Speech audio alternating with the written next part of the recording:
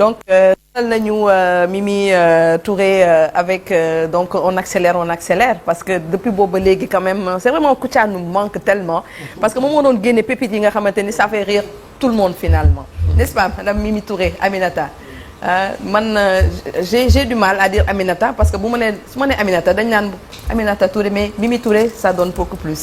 c'est mon ça fait partie de mon nom waaw. jërëjëf ci invitation bi. ça va ci suba si maa ngi leen di nuyu. ñu ngi lay ziar dina dalal bu baax dina dalal jàmm. mais bul tiit on ne va pas accélérer la cadence on va prendre le temps donc de poser donc les bonnes questions. non di tiit moom bokkul ci suma. non am na tiitukaay. man mi sax dama ko wax ba pare tiit. donc voilà donc voilà. elle en a vu d'autres. donc amul ragal kon. je te pose une question sax 1993 fu mu la fekk. 93 waaw. oui boobu maa ngi woon école primaire. boobu elle était directrice campagne Landing Savané. mais pourquoi tu me trucs comme ça chérie. donc gis nga li may dund. donc Aminata Touré donc un réel plaisir donc dalal la ci plateau bu Info Matin alors Chérif Malick xanaa ñu bàyyi peut-être suñu invité mu nuyoo ba pare laataa ñu tàmbali waxtaan bi soxna Aminata dalal ak jàmm. bi ma leen nuyoo ma nuyu aussi seen. téléspectateurs yi maanaam ñi ñuy seetaan ci suba si ñaanal ñëpp bésu jàmm. voilà. merci beaucoup alors on tàmbali waxtaan bi. waaw waxtaan bi madame la présidente yaay superviseur général bu coalition Diomaye présidente nekk aussi haut représentant au chef de l'État ci kanam tuuti dans moins d'une heure assemblée nationale am na lu fay xew muy député yoo xamante ni ci benn proposition de loi dañuy soppi code électoral bi notamment disposition L29 ak L30 ci mbiram éligibilité ci jamono jooju démb aussi. la veille la présidence a publié ay projet de réforme yoo xamante ni ci dialogue bi lu tukkee woon ba léegi on se perd finalement ban code la ñu war a sukkandiku finalement madame la présidente. waaw day xaw a laaj explication parce que du neex a comprendre effectivement parce que président damay xëy na voilà backtrack tuuti président Bassirou Diomaye Faye bi mu yegsee dañ ci teg ñaari weer rek mu woote assise de la justice. parce que ñun ñëpp jàppoon nañu ne justice bi na mu doon doxee sooke na maanaam dugal na loxoom ci loo xam ne lii yoonam newu ci woon maanaam ci affaire politique moom ay élimination de candidats ak yu ni mel voilà donc loolu lu ñu waroon a teel a waxtaane la ba am ci ay consensus maanaam waxtaan ba juboo ñu tegaat ci un an mu woote dialogue politique acteurs yëpp ñëw foofa it ñu waxtaan ba tënk maanaam ay coppite yoo xam ne war nañu ko indi ci système politique bi jaaral na ko rek ci ay loi ci changement code électoral ma fàttali nag ci ñaari waxtaan yooyu yëpp voilà parti majoritaire parce que ma nga fa woon opposition nga fa woon société civile nga fa woon ñëpp nga fa woon président wax ca ba muy ubbi ne lépp loo xam ne lii acteurs yi juboo nañ ci rek man danaa fexe ba loolu am jaarale ko ci loi donc loolu muy lu leer ñu jóge ci mu teg ay comité d'experts ndax am na noo xam ne noonu ngay bindee texte yi ak ni mel ba am sax benn comité de relecture boo xam ne président assemblée nationale ca la bokkoon muy El Malick Ndiaye comité de relecture boobu tamit Ayib Daffé mi nga xam ne moo jiite groupe parlementaire majoritaire bu Pastef ma nga fa woon ak conseiller juridique du président bi ko defee nag ñu dal di tënk yooyu yëpp ci ñeenti loi ñeenti projet de loi avant projet de loi la sax parce que demagul sax conseil des ministres kon la ñu jàpp mooy la ñu waxtaane moom la ñu tënk ci ñeenti loi première loi bi mooy ñu indi cour constitutionnel ndax xam ngeen conseil la ñu amoon conseil doo fa dem di plaider ku mel ni man bañ ma dàqee assemblée nationale ba ma bindee conseil dama ne ñun mënuñ ci dara du suñu compétence cas bu mel noonu bu amatee cour bi danaan la ñëwal ak sa avocat défendre sa cas wax li yoon wax maye kon xam ngeen loolu avancé la conseil cour constitutionnel boobu lépp loo xam ne moo jëm ci ay élection moo ko nar a saytu comme ab tribunal bu fekkee ne am na maanaam ay différence entre exécutif ak parlementaires yi assemblée nationale foofu lañ koy yóbbu ñoom it ñu wax li nga xam ne moom la yoon wax kon loolu doonoon na revendication boo xam ne ñëpp vraiment laajte woon nañ ko depuis des années ñu indi ko muy benn projet amende de loi loolu ñëpp d'accord woon ci ñaareel ba mooy ñu changer code électoral ndax ba nu waxtaanee ci affaire justice dañu ne war nañoo soppi yu bari ci code électoral bi tàmbale ko ci L29 bii ñu bëgg a changer tey loolu ñëpp d'accord woon nañ ci bu yàgg ba tënk ko ci changement code électoral bi donc voilà mu doon lu tubaab naan enfoncer une porte ouverte déjà ouverte, ouais. Elle a été déjà ouverte, le cas a été réglé.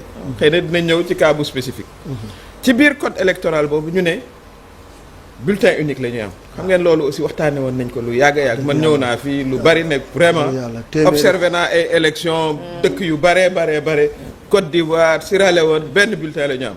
moo gën nga dugg ci biir wotukaay bi fekk fa ay tonnes dafa baaxul sax ci environnement beaucoup de temps sax. baaxul sax ci environnement économiquement ak temps bi ngay perte acteurs yëpp d'accord voilà waa Sierra Leone ak waa Côte d'Ivoire bu ñu mënee voté ak bulletin unique quand même war nañ koo mën a def quand même voilà loolu di beneen coppite boo xam ne am na ci yéen a ngi fàttaliku ne bu ñu nee élection présidentielle ubbi na yow boo yoree carte d'identité rek bu la neexee nga dem récupérer parrainage bu ko defee presse internationale bi sax di ñu mokke voilà Sénégal 200 candidats et cetera ñu ne loolu war nañ ko changer rationalisation des partis voilà ni ñu koy changer mooy da ngay déposer sa caution 30 millions ba noppi ñu soog laa jox fiche très bien xam nga kooku kuy jaaxaantu ca dem voilà ndax kenn du hypothéquer sa 30 millions ba ca topp ñu ne aussi inscription ci liste électorale dañ ko daan ubbi ne période bi ba période bi ca ngay ñëw pour inscrire wala changer fa ngay wote ñu ne léegi mën nga koo def à tout moment bu ko defee bu fekkoon ne yow ci période ba da nga feebaroon wala da nga jàppoon wala da nga tukki woon wala da nga demoon màkk bu ko defee sa droit de vote sax doo ko mën a exercer ñu ne non loolu dañ koy dindi moment bu nekk xëy na en ligne lañ ko nar a defee nga ñëw inscrire ñëpp d'accord woon ci loolu ñu continuer ci beneen loi xam nga loolu mooy benn loi bi ñaareelu loi bi ñetteeli loi bi ñu ne war nañoo fexe ba indi la commission électorale nationale indépendante xaw naa yàgg ci politique bi loolu revendication bu yàgg a yàgg la lu mu wund mooy ministère de l'intérieur yoonam dootul nekkati ci élection xanaa di jàppale commission CENI bi CENI bi mooy moom boppam voilà nañ leen di tànnee ñu indépendant la ñuy doon kon xam nga foofu parparloo ak élimination dootul mën a amati parce que commission indépendante la loolu aussi acteurs yëpp d'accord ci loolu muy lu am solo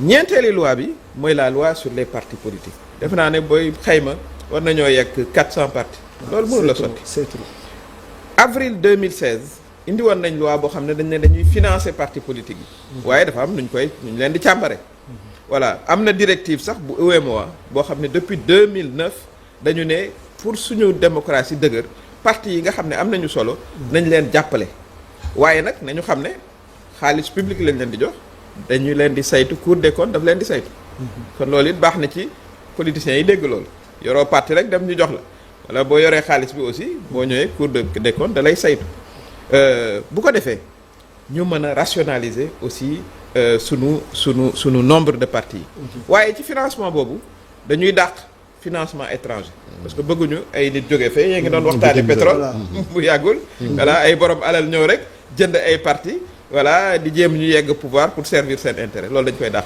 waaye nag sénégalais bu nekk bitim réew bëgg a jàppale parti danañ ko reconnaître kooku amul problème voilà parce que bëgguñu aussi ci financement parti politique yi nit ñi di ci jaare pour def blanchiment yooyu yëpp yu ñuy saytu lay doon donc loolu it muy ñeenti loi yoo xam ne yi d'accord nañu ci tënk ko ba mu waroon a def l'objet d'avant projet de loi boo xoolee boo demee sax ci site présidence bi di nga leen fa fekk bu ko defee mu dem conseil des ministres ensuite mu dem assemblée nationale. alors noonu mooy loolooy processus bi. xam nga loolu moom mooy processus bi. voilà waxtaan ba juboo ci l'essentiel. c'est ça président war a jël dogal. c'est ça mais dañuy wax ni président dafa am délai bu nga xam ni ci la waxoon ni dina jël dogal ci lu nu mel. mu mel ni daf ko yéex a def wala délai ba mu jotoon passé na te defu ko. ba ñuy dugal li nga xam ne moom mooy projet de loi. proposition de loi pour L29 ak L30. ñoom ñoo yàkkamti wala yéen a wala yéen a yéex. waaw mais yàkkamti boobu laa bëgg a laajte élection bi ñëw kañ la. 2029. 27 ñu ngi ci. ñu ngi ci avril 2026. kon kay defe naa ne amul urgence war nañ ko parce que boo bëggee liggéey bi baax aussi da ngay jël temps bi nga xam ne moom la laaj.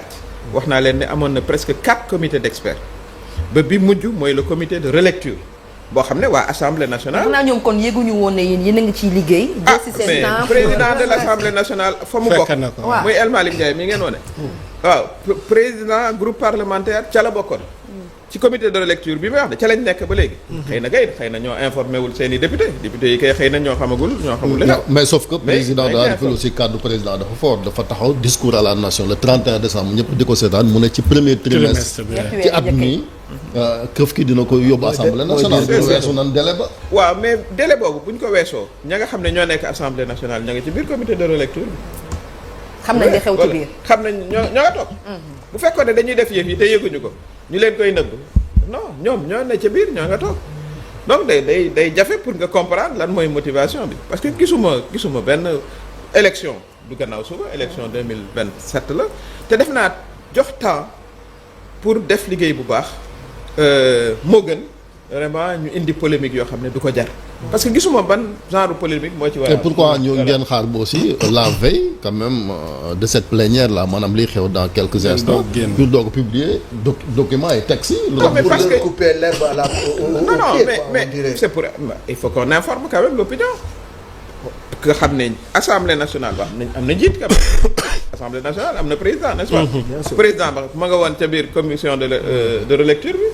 di ñëw dama ko ñëw di ci participer président groupe parlementaire majoritaire ma nga woon ca comité de relecture bi. mais moom bokk na fi ñu porté proposition de loi bi Ayib Daffé moo ko jiite. waaw mais proposition de loi bi mu ngi ci paquet bi non mais c'est difficile à comprendre. très bien franchement dëkk bi fu mu toll ci ay jafe-jafe tu vois économique nit yi ñoo ngi nekk ci tabaski ku nekk di xalaat voilà et puis muy am genre détails yu ndaw yi nga xamante ni moom mooy plomber institution yi quand même. ce n'était pas nécessaire. ce n'était pas nécessaire on aurait pu attendre. peu de temps les textes sont finalisés comité de relecture bi pare na liggéeyam mu dal di dem nekk un paquet à l'Assemblée nationale parce que nag président Bassirou Diomaye Faye dafa privilégier aussi concertation parce que suñu démocratie ci concertation la évolué man yàlla def na 1993 effectivement bon j'avais 31 ans maa doon directrice de campagne Landing Savané qui était un candidat à l'élection présidentielle bañ gàcce bi ñuy wax bu njëkk ba da nga daan ñëw dajale carte d'identité yi benn nit ñëw di wote c'est ça lu ne am jot na fee am voilà mais dañu toog waxtaan indi isoloir indi encre indélébile indi révision des listes indi évolution ci kaw waxtaan parce que xam nga waxtaan bi am solo muy le code consensuel absolument bi nga xam ni bañ ko yóbbu le président Abdou Diouf da leen ni d'accord ngeen ci lépp ñu ne waaw mu ne virgule du ma ko ci changer c'est ça te loolu moo indi ñetti alternance yi am yépp c'est ça donc je pense que bu ñu jëmee ci processus électoral comme ni ngeen waxee li gën mooy déggoo ak ñëpp voilà ñuy jëm ci ay contentieux yu dul jeex mais surtout que loi yi ngeen di changer d'accord nañ ci ba pare mu ngi ci biir réforme code électoral bi amul benn donc dañuy wote est-ce que dañuy wote yëf yi ñaari yoon. mais am na tuuti wuute. mais voilà foofu laa bëggoon a ñëw sax am na tuuti wuute parce que buñ ne le PM peut diriger un conseil des ministres wax nañ ko. et loolu ci constitution délégué ci constitution beeg yéen ak délégué pouvoir yenn présidence yéen lan mooy seen duo ak ñi ngeen xam ne exactement ñi projet de loi bi leen jóge ak yéen. nekkul bon te même quand ngeen bokk loolu moo jaaxal ñëpp. mais ñun coalition Diomaye président lañ. bokkatuñu même camp. mais yéen a bokk majorité yéen a dirigé. yéen a àndoon xam nga la question sax. il faut peut-être la reformuler. oui parce que fii affaire u camp amu fi. affaire u Sénégal la waay Sénégal. saa yi loolu la ñu war a. bàyyi aussi ci parce que boo nee consensus rek fàtteel sa camp.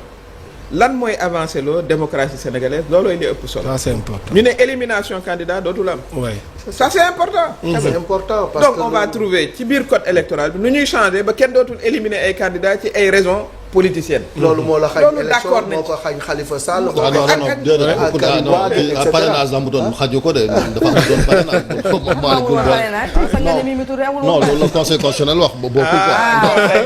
mais conseil mooy àtte mais parce que non parce que conseil constitutionnel mooy àtte. en matière surtout ci élection présidentielle.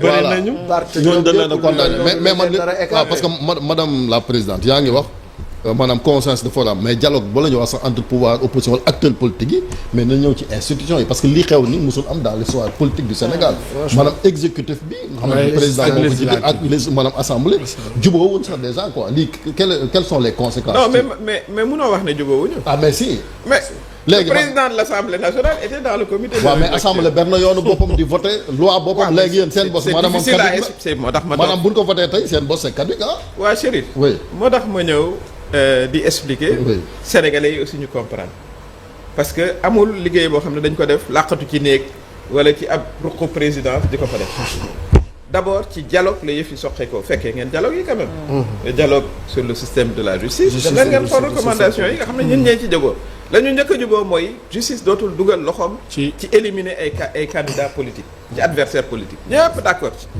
ñu bind ko xam nga la boo bindee loolu il faut nga xool yan disposition juridique nga war a changer pour loolu am ci code électoral ba nga koy changer kon loolu dañu cee waxtaan ba noppi ba nu waxtaanee ba noppi président indi ay comité d'experts yoo xam ne bokkuñ sax ci parti politique moo tax mu ngeen di wax voilà parti pris non ay spécialistes lañ xam ngeen leen dañuy ñëw fii di discuter ak yéen souvent ñu pare ba tënk lépp ñu ne même comité de relecture bi voilà ñi nga xam ne ñoo bokk parce que ñun ñëpp ñoo bokk ci pouvoir bi muy président assemblée nationale muy président groupe parlementaire bi mais ñëw leen ngeen toog ñu liggéey ci ñoom it ñuy toog ñuy et cetera kon kay loolu li gënoon a yomb mooy liggéey bu ñu ko tënkee mu dem assemblée nationale c'est quand même plus simple voilà parce que pour moi mooy def mooy enfoncer une porte ouverte en réalité waxtaan nañu ba jubóo et cetera voilà léegi nan lañ def ak si yéen seen boss maanaam code électoral bi nga xam président nee na moom ci dialogue bi la ko jëlee bu fekkente ne Pastef majorité voté na tey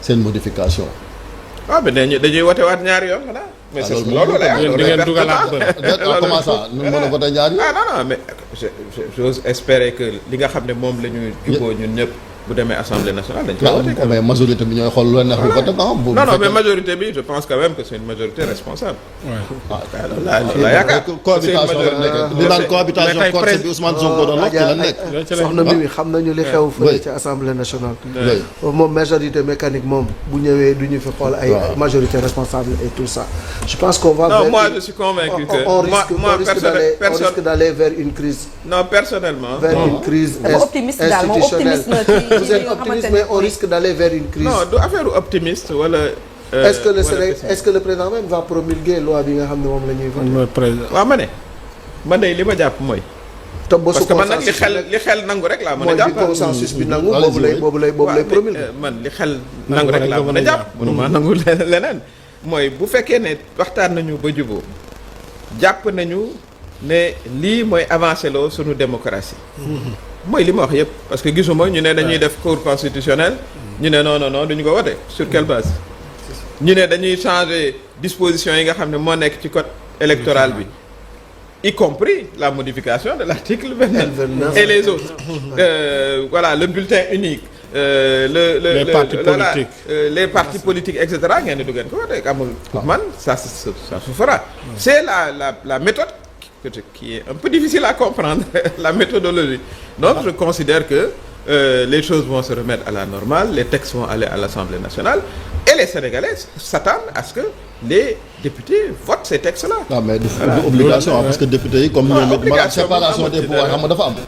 vous avez été député maanaam ñoom ñooy xool li seen xel dal ñu def ko parce que initiative des lois mën na jóge ci ñoom.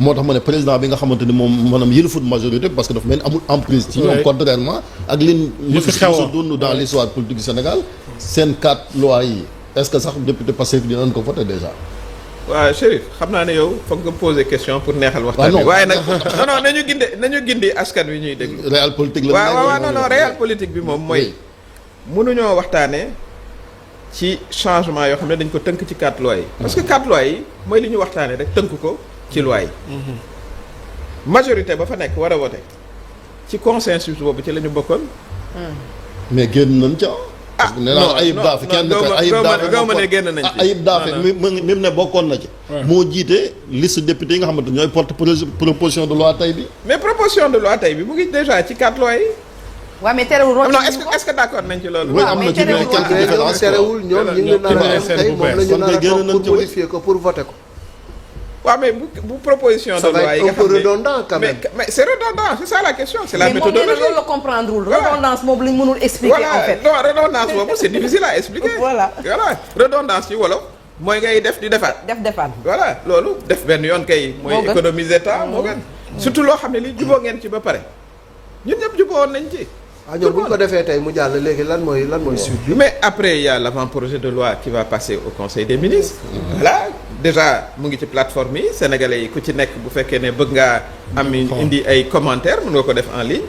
fàttaliku leen ne Afrique du Sud loolu la defoon bu muy changer constitution. kon loolu aussi avancé bu ñu war a saluer la.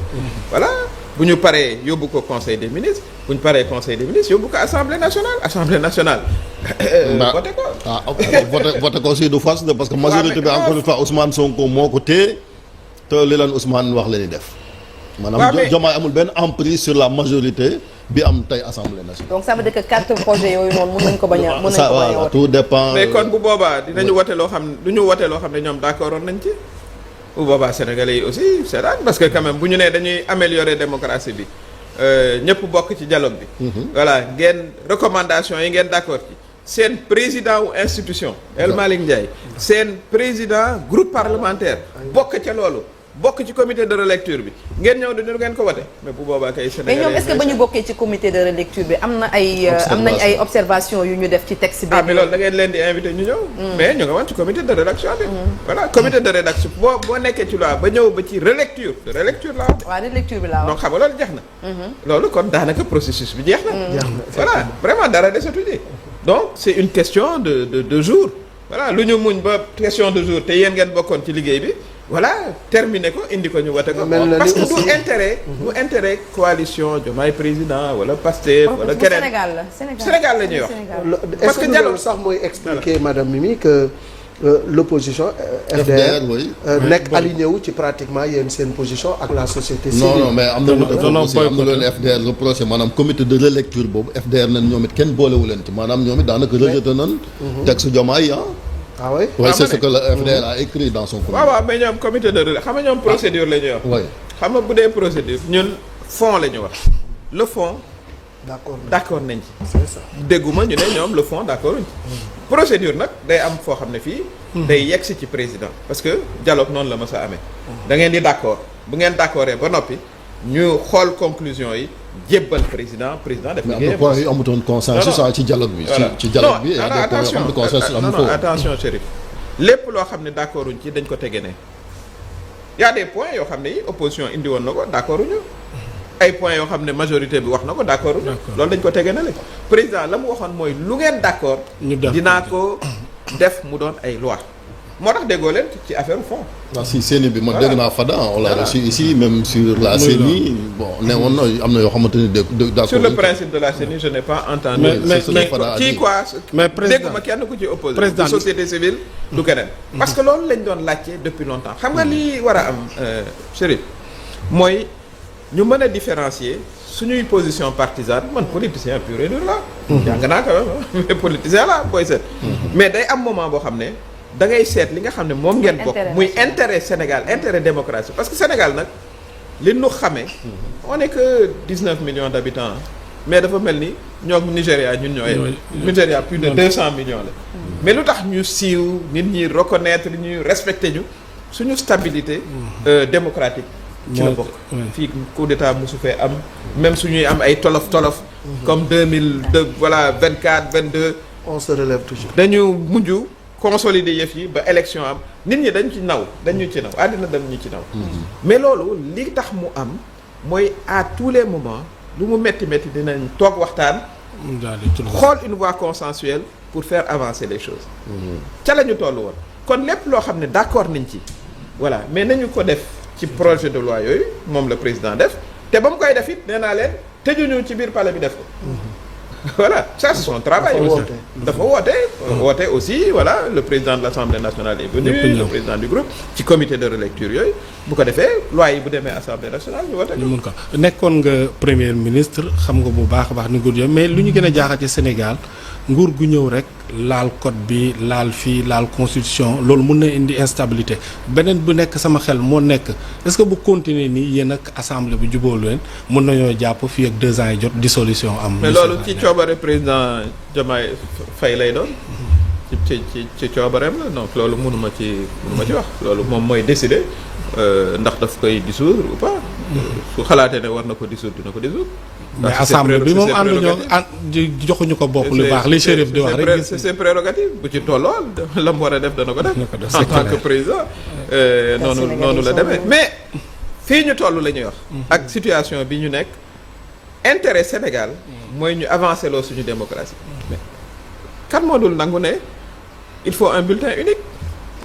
au lieu de dépenser ay milliards yoo xam ne mën naa dem ci santé bi mën naa dem ci éducation ci ay kayit yoo xam ne bu ñu paree dañ koy dajale sànni ko. mairie Ndiaye baaxul voilà mu ngo pour l'essentiel. ak rationaliser parti. voilà rationaliser parti.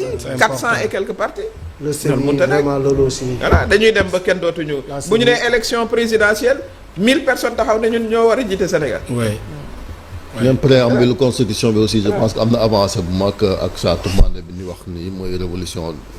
voilà dañu ko am na solo malheureusement coowal code électoral bi moo suul aspect yu am solo parce que benn ci quatre kenn du ko mos a gis réforme yi lii kenn même ci texte yi ñaari texte yi ñi ngi wax article L29 yi mais am na wuute parce que yéen seen bés xëy na amul rétroactivité loi bi contrairement à ce que les députés vont proposer xëy na après conseil constitutionnel foofu dina mën a àtte sénégalais yi jëm waaw mais sur le fond on est d'accord que mënoo jël benn nit. parce que condamné nañ ko 1 mois avec sursis. ne ko dootoo bokk. loolu moom du yoon. loolu kenn d'accordu ci. voilà et ça dès le début dès 2024 cette question a été réglée. donc changement boobu war na mën a am. li nga wax ci constitution bi day am réforme boo xam ne bi day laal constitution bi dañu ko li ñu koy waxee indiwaat ci suñu culture. parce que la charte du Mandé qui est évoquée dans la constitution. c'est quand même unique. c'est important oui. c'est très important la muy wane foofu mooy. tubaab bi dañ jàpp ne ñoom ñoo créé démocratie mais c'est pas exact. mais justement bu dee constitution bi nag parce que Abdoulaye Wade moom ba mu ca tollee dafa référendum la woote Macky Sall aussi ba mu bëggee laal constitution bi référendum président Diomaye moom fan lay jaar. waaw mais mën ngaa ça dépend. mën ngaa boo amee voilà limu député bi nga soxla à l'Assemblée nationale. war naa mën a jàll moom amu ko di. moom kii dafa bëgg wax ne la monsieur Diomaye ne maîtrise pas l'Assemblée en fait. non mais xam nga la question c'est important madame la présidente mais xaaral ñu déglu rek. bu ñu waxtaanee rek. mais comme pour Sénégalais sax man pour man la voie parlementaire ça c'est pas la voie idéale quoi même si c'est mën na fa jaar. waaw mais nañu ko Sénégalais ñu. mais xam nga lu tax dialogue yooyu di am non xam nga boo nee dialogue c'est pour justement éviter parce que référendum ça coûte énormément d'argent. ah oui boo xam ne bii voilà xaalis dañu am. on le fait pour les Sénégalais hein. mais on peut le faire à travers l'Assemblée nationale parce que députés yi ñooy représenter les Sénégalais. bien sûr députés yi ak opposition bi ak société civile. ak chef religieux yi ak syndicats yi yéen journalistes yi sax votre corporation IET d'accord ngeen consensus kay mooy consensus dara nga waru koo gën a fort bu ñëwee rek dañu koy wote dal di jàll amuñu divergence foofu li ñu war a moytu rek mooy di politiquer loo xam ne lii du moment am politique dina ñëw période politique moom ça viendra voilà et bu boobaa les compétitions se feront mais lii affaire li ñu bokk la démocratie bi ñu bokk espace public bi ñu bokk bu ñu d'accordé ba tënk ko ci ay lois bu loi yi ñëwee moi je considère que elles seront votées à l'Assemblée nationale. Mais justement parce que léegi toutes les questions sont politiques nit yi questions yëpp dañ ciy rax. mbirum politique malheureusement waaw. ñu ngi gis aussi ministre de l'intérieur woote waxtaan mais dafa mel ni waxtaan wi fi mu nekk ni waa FDR du mooyu nañ ko. pour le 30. loolu dafay wane ni waxtaan wa jiitu woon. dañ caa déggoowul ba beneen waxtaan di amaat ban sens la am ndaje moom. waaw c'est un peu dommage parce que FDR aussi dama leen di woo pour que ñuy toujours répondre parce que looloo doon tradition. man nekkoon naa aussi dans un autre régime où il y avait une opposition. les gens venaient voilà discuter autour du ministre de l'Intérieur ba ñuy teg CENI parce que bu ñu tegee CENI bu CENI wootee danañ ñëw. donc voilà donc il faut aussi ñoom it ñu bañ a politiser enfin toutes ces questions là. parce que c'est d'intérêt commun. voilà ni ma wax ci bulletin unique bi bu ñu ko fa tegee suñuy militants yi wote ak seeni militants di wote seen intérêt lay doon. en commun. voilà économiser le budget de l'État mu dem feneen. donc loolu moi je considère que chacun doit faire un effort sur lui-même y compris l'opposition. L'opposition a toujours été au dialogue. voilà nañu continuer dans cet esprit-là pour que ñu changer vraiment li ñu war a changer ci suñu système démocratique ak suñu système politique. noonu lañ ko gis ci document yi aussi li ñu gis mooy est-ce que ngeen adopté woon conseil des ministres gëntoon a rafet aussi que jaaree ko ne ko fàng ci mbedd mi rek sachant que maanaam opinion bi même buñ ci amee objection du tax ñu changer texte yi parce que comité de lecture bi def na liggéeyam ba pare. mais mu ngi ci boo demee ci plateforme bi. waaw je sais maanaam kon kay mënoon na jaar ci yoon rek ngeen adopté ko conseil des ministres yóbbu ko assemblée nationale gëntoon a gaaw. non mais loolu na ram. bi passé conseil des ministres amul mu ngi ci yow tey yow mi Chérif bu la neexee nga dem léegi ci plateforme Jubbanti gis texte yëpp def ci say commentaires voilà keneen ça change quoi sama commentaire dina am lu ci change. pourquoi pas ça c'est pas ñun ñoo créé cette procédure là Afrique du Sud wax naa leen ba muy changer constitution am monde bi yëpp sax la waxoon ñoom waaye moo ñun quand même sénégalais yi bu ñu paree yóbbu ko conseil des ministres ñu saytu ko après yóbbu ko assemblée nationale ci loo xam ne lii vraiment dañu toog waxtaanee ko ñun ñëpp voilà moo tax il faut quand même ñu expliquer. moi man ci sama bopp je dois vous dire man ci sama bopp je suis quand même surprise par la procédure très surprise par la procédure parlementaire parce que je considère que voilà c'est enfoncer une porte ouverte. mais ce qui est important également mooy communication bi nga ci wax parce que sénégalais yi aussi c'est pas du ñëpp ñoo mën a jàng du ñëpp ñoo mën a comprendre ay loi parce que loi sew na sew bi nga xamante ni il faut que ñu mën ko expliquer. mais li nga xam ne war lañu war a expliquer. bu ko dogguma la mooy. amul benn ce sera plus possible ngay éliminer candidat. ok loolu moom jeex na. loolu moom jeex na. amul ma Samba amul ma dem loolu jeex na ku bëgg a dem élection di nga dem élection. noonu lay demee parce que la ñu gisoon mooy voilà ñu utiliser justice utiliser code électoral bàyyi la nga dal di dem. nga toog doo doon def. lenkoon ni daal mais ñeneen ñi nga xamante ne dañ leen tere woon a bokk tamit ñooñu mën nañu ñëwaat ci système ñooñu ñëpp dañuy ñëwaat dañuy bénéficier de la loi. c'est la loi bénéficie à tout le monde. La loi est impersonnelle. Elle est impersonnelle. C'est ça aussi. Ça c'est très important. C'est très important. booy def loi. xooloo ma Samba wala ma dem déedéet quoi. mais loi bi moom bi ñu voté tey moom pour Ousmane Sonko. bi mooy pour Ousmane Sonko mooy bii gars yi di voté tey. bu ñu bëggee on parle de rétroactivité loi bi mooy impersonnel. waaw mais loolu yëpp bu ñu cay yeggee ña ko war a saytu nañ ko saytu. mais le principe c'est que kenn dootul éliminer kenn. waay à partir de maintenant. mais loolu avancé bu extraordinaire la ñu ne rax ci dolli.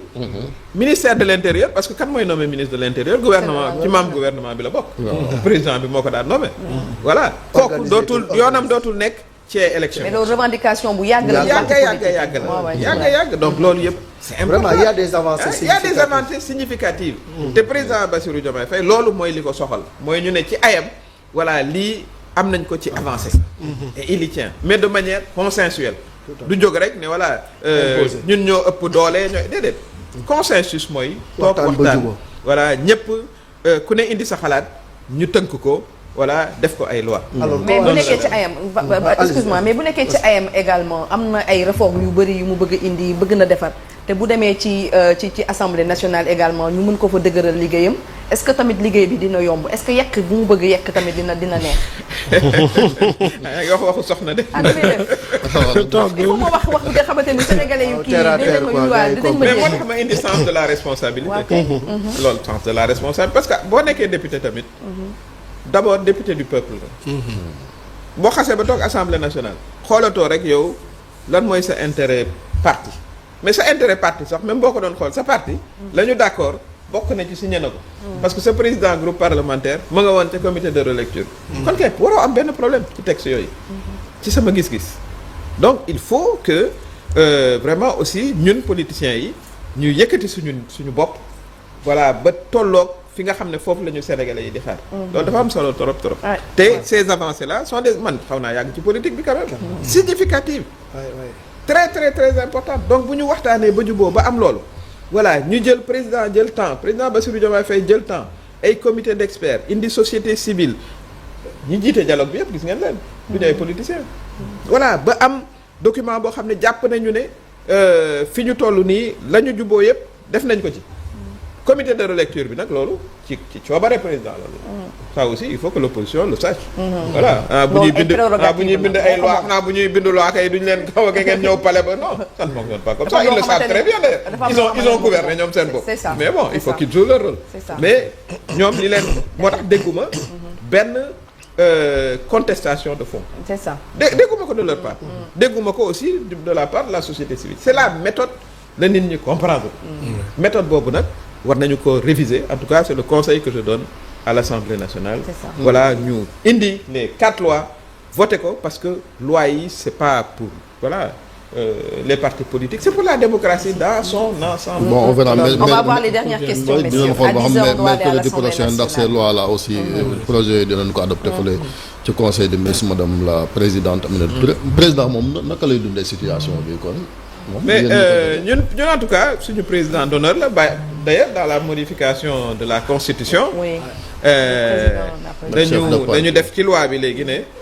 ab président dootoo jiite parti dootoo jiite coalition mais mën nga fa am des fonctions honorifiques moo tax mu nekk suñu président d'honneur lu mais du yow yaay doxal yëf yi du yow yaay voilà ak yu di mel loolu aussi lu am solo la parce que da nga daan doon président jiite sa parti évidemment sa parti ngay doxal lu ñu yàgg a xeex voilà mooy indi toutes les dérives qu'on a vues précédemment président ni mu koy dundee mooy avec beaucoup de sérénité il a sa méthode aussi et je pense que les Sénégalais le connaissent maintenant mooy jiital voilà le consensus waxtaan parce que moom dafa jàpp ne stabilité wu Sénégal lu am solo la.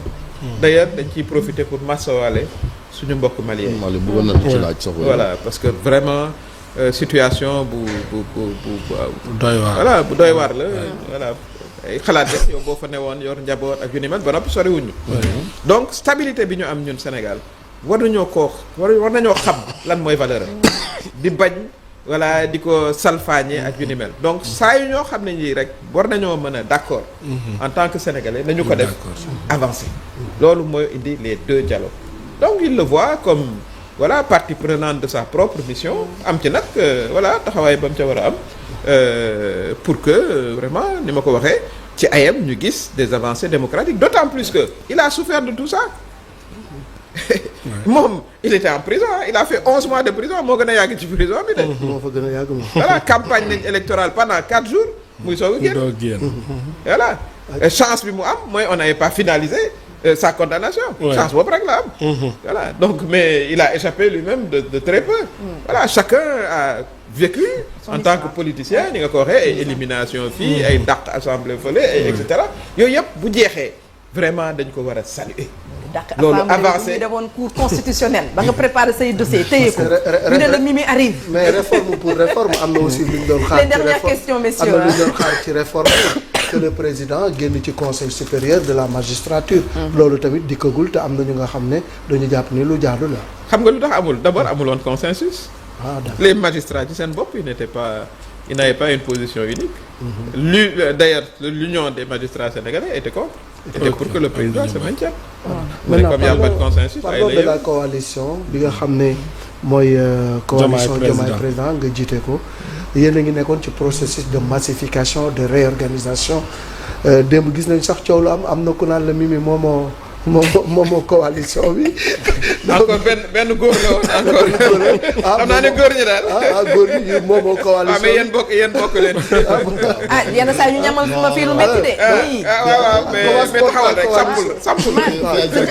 ñoom soto la ñu gën a ay. dafa mel ni coalition bi rek da nga ko téye ak voilà mais de fer quoi parce que. gars yi nee nañu daal dafa mel ni yaa ko moom. groupe WhatsApp yi sax ku la ci wax ku wax lu neex nga génne ko ci. alors comment ça marche? c'est pas mal c'est même pas non ñun ñëpp ay démocrates lañ ay kilifa ñoo fa bokk toog ñu am conviction. mënoon nañ def leneen ñoom tamit mais voilà dañu ciy doxal rek discipline compréhension ouverture c'est tout. mais nag bon xam nga coalition moom ku nekk nga fa waaye à un moment nag il faut que ordre ak discipline voilà ñu doxal. yéen a ngi sampu yéen a ngi sampu de. bañ a sampu doole ji ñëw de par rapport ak Pastef. te apte tamit ma ngay bëgg a apte moom tamit. waaw cof rek démocratie moom moo tax ma ne jongante dina am. mais yéenu nee na nag dafa mel ni nag yéenu nee na yéen a àndoon briguer les suffrages des Sénégalais yéen a tàqalikoo ki nekk apte ki nekk coalition Diomaye président direction élection 2029 ça peut être perçu comme une déception de la part de la population qui voulait que Diomaye mooy Sonko mooy Diomaye ànd yëkkatindoo dóorandoo liggéeyandoo à l'heure du bilan ñu laaj leen lan la ñu liggéey. absolument mais xam nga ñun dañu des ci suñu logique. Logique gu Diomaye président bu fekkee ne yow da ngaa wër Sénégal ne woteel leen candidat Bassirou Diomaye Faye ñu nekk parce que ce qu'il faut aussi comprendre le président d'ailleurs la exposition booba ma nga ca kaso bi sax boobu nu yonteeguñu sax en réalité. ñoo la jëli woon. voilà non enfin ñun aussi on a été disponible pour ça. ñun dañu des sur la logique de soutenir le président de la République fexe ba mu am ay résultats voilà tous ensemble ci dynamique boobu la ñu nekk ba tey parce que loolu la digganteeg sénégalais yi léegi damay cof rek jey na waaw waaw cofal waaw boobu lan moo ci xalaat lu gàtt beneen bu ndaw bi rek beneen bu ndaw bi dafa soxlal presse bi kenn yónnu maa ko wax yow est-ce que président de la République gis na waa CDEPS est-ce que gis na la situation de la presse actuellement ak lan moo ciy xalaatam pour yu bëree bëri mu daal ci taxawaat la man presse bi laay waxal ndax yóbbante la lan la ci xalaat et à la presse bi ñii la ñu jox bàyyi ñii y'a beaucoup de choses yoo xam ne coow yu bëree bëri mu ngi fi am ba pare dégguñu leen ci sax yéen Diomaye président ngeen wax ci dégguñu tamit président bu bëree bëri. waaw d'abord ci wàllu justice ci coppite yi nga xam ne ci la war a am mooy nga bàyyi justice liggéey ak xelam.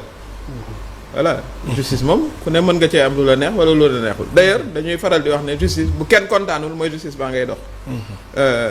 Donc il faut accepter les décisions de justice telles qu'elles se passent. man noonu laa ko jàppee mën nga cee am lu la neex mën nga cee am lu la naqari mais indépendance de la justice loolu la wutu aussi. noonu laa ko gisee bàyyi magistrats yi ak seen xel. ñu def seen liggéey. noonu laa ko mën a waxee ñaareel ba mooy la presse. Presse dafa am solo ci réew. d'ailleurs dañu consacrer le droit à l'information comme un droit constitutionnel mais il faut que le législateur en tire les conséquences donc ceux qui informent voilà nan lañ leen di taxawal lañ leen di jàppale ba ñu mën a exercer seen liggéey ni mu ko waree. loolu aussi am na solo. moo fondé la subvention à la presse d'ailleurs parce que dañ naan oui une presse indépendante ne doit pas être subventionnée mais su fekkee ne da nga ne droit à l'information droit constitutionnel la fexeel ba droit constitutionnel boobu ña nga xam ne ñooy produire information ñu jox leen aussi les moyens de le faire. C'est ça. Mais ma ëlbateku ne leen yéen it aussi ngeen xoolaat seen bopp aussi da ciy baax et ça aussi la presse doit faire son introspection parce que du ñëppay journaliste ci seen biir du ñëpp ñooy doxal yoon du ñëpp ñooy def li nga xam ne moom le code de la presse wax waaw yéen tamit aussi war ngeen def votre propre travail kon responsabilité collective lay doon état na def li mu war a def mais na presse bi aussi def li mu war a def kooku aussi loolu mooy indi une bonne collaboration. Voilà, que les responsabilités soient partagées. Voilà, man damay jeexal peut-être bu ñaaw Macky Sall parce que ñëpp xam nañu sa gis-gis ci candidature Macky Sall donc ci poste secrétariat général bu ONU mais gannaaw ba nga ko dégloo ba pare amul tuuti lu changé ci sa opinion te yow nekkoon nga ONU xam nga affaire yi nu muy demee. non man yàlla dafa def sax maa ngi woon ci ay activités yoo xam ne yi maa nga woon New York. non néew ma woon New York nag justement. non avant loolu. waaw avant loolu semaine maa ngi woon États-Unis mais néew ma woon New York. ah d'accord semaine boobu gis nañ la foofu. voilà maa ngi woon ci session parce que ma bokk comité des experts pour l'administration publique. di conseiller le conseil économique et social au sein des Nations Unies. Macha Allah. Donc maa ngi woon ci période boobu mais ba muy jàll moom maa ngi woon feneen beneen dëkk. Mais li ma ci wax mooy li ma ci wax bon candidat la on verra. Candidat on verra. Candidat au Sénégal fu wànnent di mun candidat africain candidat sénégalais.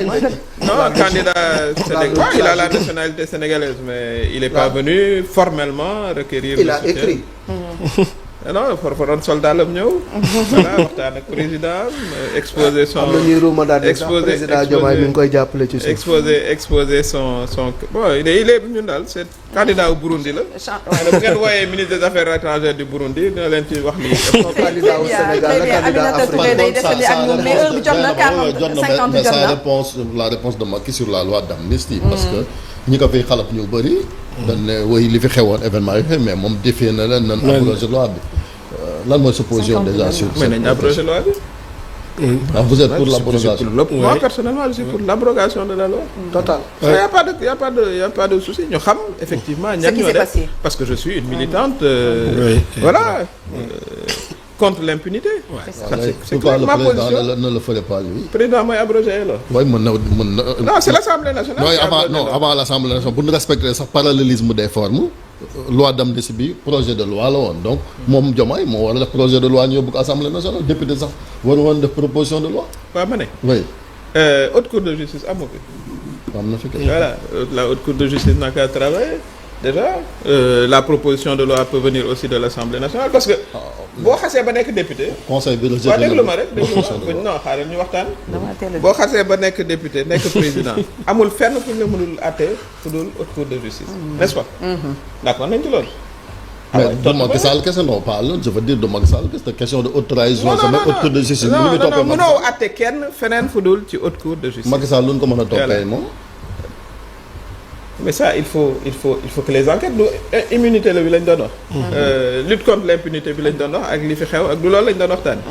voilà kan moo doon chef de l'État. moom.